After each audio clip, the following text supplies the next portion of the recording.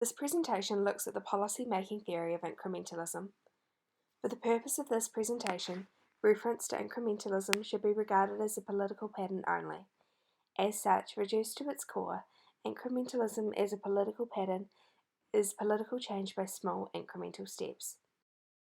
The application of incrementalism as the process of public policy formation and implementation can be generalized as an addition to or building upon existing policy in the way of many minor step-by-step changes as opposed to a few drastic developments.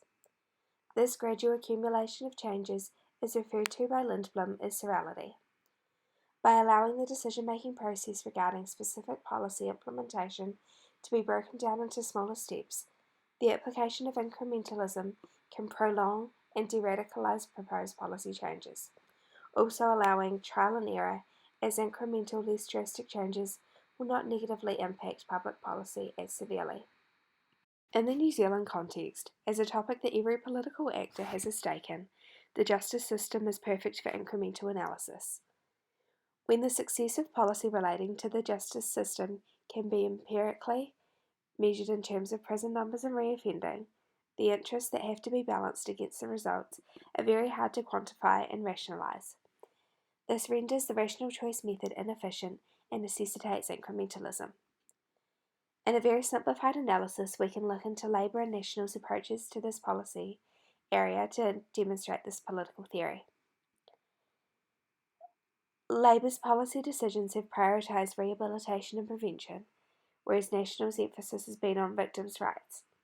And together they have slowly created incremental policy which now reflects the state of our justice system. Even if individual policy wasn't universally agreed as good, because they were small changes, it generally wasn't controversial.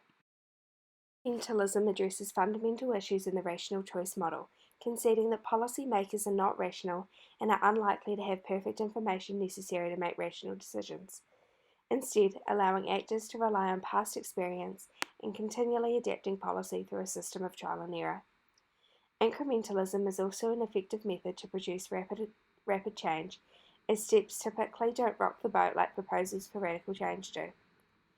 Ultimately, Lindblom contends that incremental politics effectively smuggle changes into the political system and have the ability to indirectly cause important policy changes that would have likely been seen as too drastic of a change when initially proposed. However, Lindblom does recognise the notion of smuggling change may also pose an ethical dilemma in representative democracy. Another potential flaw of the theory being the assumption that policy actors will accept marginal change, which is imprudent to assume they do not realise what it may add up to. More so, the failure of incrementalism to look afresh at policy issues is problematic, as it assumes the nature of the problem has not and will not change. An obvious example of why this is inherently problematic is climate change. As the Earth warms at an unprecedented rate, the nature of the problem changes fundamentally. As soon as the issue changes, policy tailored specifically to one issue is automatically rendered superfluous. Similarly, through building on policies that are already in place, incrementalism fails to recognise that existing resources may not be sufficient for future incremental change. If progress is too slow and pressure on resources grows, the necessary resource for change may not be sufficient or available anymore.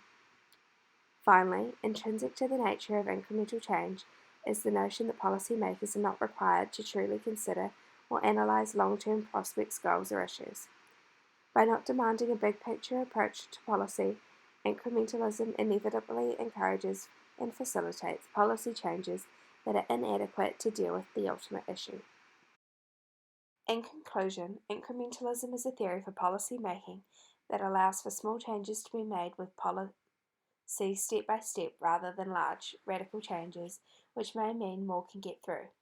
But it's problematic in its assumptions and its struggle to deal with wicked, fast-changing political issues for the long term.